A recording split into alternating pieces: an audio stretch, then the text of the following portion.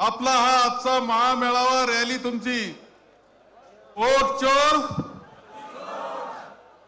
तुमचा मेळावा इतका सुंदर रॅली तर पावसामध्ये तुम्ही जबरदस्त रॅली केली। तुमचं खूप अभिनंदन या निमित्तानं मी करतोय। तुमची रॅली महाराष्ट्र पाहतोय, देश पाहतोय।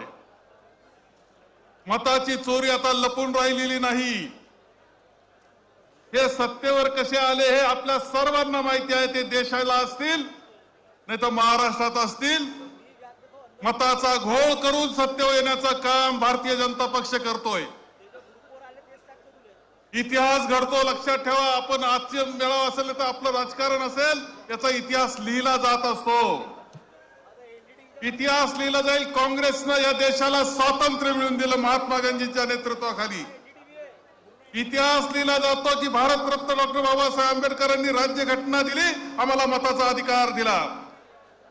इतिहास लिहिला जातो पंडित जवाहरलाल नेहरूजी, इंदिराजी, राजीव गांधी, डॉक्टर मनमोहन सिंगजी, लाल बहादूर शास्त्री यांनी हा देश पुढे नेला, अत्यंत प्रगतशील केला, देशाची लोकशाही बळकट करण्याचं काम केलं।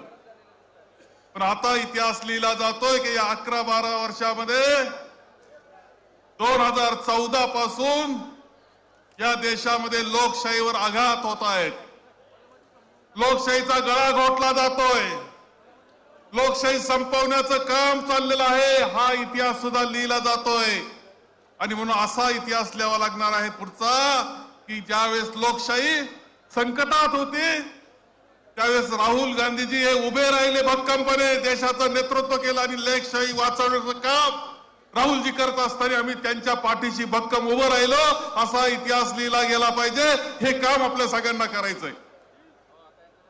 मताची चोरी सत्तेवर येण्याकरता भारतीय जनता पक्ष काहीही करू शकतो हे आपल्या सगळ्यांना माहिती आहे। चंदीगडची महानगरपालिकेचं इलेक्शन आपल्याला माहिती आहे, कशा पद्धतीनं खाडाखोड केली गेली, सीसीटीव्ही कॅमेरामध्ये ते बंदिस्त झालं। ही नीती भारतीय जनता पक्षाची आहे की सत्तेकरता काही करण्याचं। मताच्या चोरीचे अनेक उदाहरणं आता मिळत आहेत। यांनी धर्मामध्ये भेद केला, यांनी जातीमध्ये भेद केला, यांनी माणसामध्ये सत्तेकरता भेद केला, भांडणं लावली, सत्ता मिळवली आणि धनदांडग्या करता ते वापरण्याचं काम चाललेलं आहे। सर्व धार्मिक लोकांना फसवलं जातं हे लक्षात ठेवलं पाहिजे। धर्माच्या नावाखाली फसवायचं, सत्ता मिळवायची आणि 4-2 धनदांडग्या करता ती वापरायची, ही नीती भारतीय जनता पक्षाची आहे।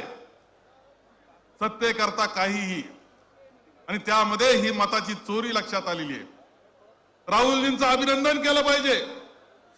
त्यांनी ज्यावेळेस माहिती मागितली निवडणूक आयोगाकडून, तुम्हाला सांगतो की डिजिटल स्वरूपात दिली असती तर एक बटन दाबलं असतं तर ईमेलला सगळी माहिती मिळाली असती, कॉम्प्युटरमध्ये आली असती, परीक्षण करणं सोपं झालं असतं।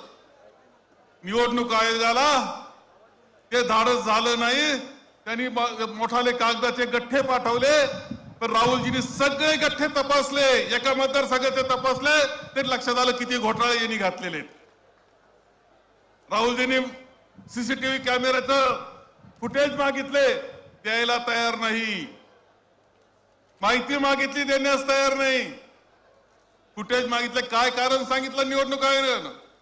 3 तासाची त्यांनी पत्रकार परिषद घेतली आणि त्यामध्ये जर आपण पाहिलं तर एखाद्या पुढाऱ्यानं भाषण करावं तसं निवडणूक आयोग बोलत होता, पोपटासारखं बोलत होता। हा पोपट म्हणजे भारतीय जनता पक्षाचा पोपट आहे, हे वेगळं सांगण्याची आवश्यकता नाही। आणि म्हणून या सगळ्या याच्यामध्ये अनेक गोष्टी दिसल्या।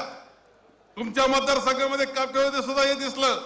मला माझ्या शेजारी शिर्डी मतदारसंघामध्ये आदल्या दिवसापर्यंत मतदार ओळखपत्र वाटले जात होते। एका हॉस्टेलमध्ये जिथं 700 मुलांची जागा नाही तिथं 7000 विद्यार्थी होते। कसं घडत होतं हे? आणि निवडणूक आयोगाच्या मदतीशिवाय हे होत नव्हतं। याच्यामध्ये गुन्हेगार निवडणूक आयोग आहे, भारतीय जनता पक्ष आहे, हे मान्य केलं पाहिजे आपल्याला। म्हणून आणखी सतर्क आपल्या सगळ्यांना व्हायचंय। जाणीवपूर्वक काळजी आपल्याला घ्यायची आहे। तुम्ही ज्या पद्धतीने संघटन इथे करता आहात, सुनीलजी केदार तुमचं आणि तुम्हाला मदत करणारे सगळे तुमचे खासदार सगळे तुमचं खूप अभिनंदन करतो की तुम्ही महाराष्ट्रामध्ये कसे मेळावे झाले पाहिजे हे दाखवून देण्याचं काम आपण करतात। हे मेळावे झाले पाहिजे। स्थानिक स्वराज्य संस्थांमध्ये आपण काँग्रेसनं प्रचंड विजय मिळवला पाहिजे आणि इशारा दिला पाहिजे की देशाच्या पातळीला आता हे चालणार नाही, राहुलजींच्या पाठीशी आपण भक्कमपणे आहोत हे दाखवण्याची वेळ या निमित्ताने येते आहे. आपण त्या पद्धतीने प्रतिज्ञा करूया एवढंच आवाहन करतो आणि माझे 2 शब्द संपवतो.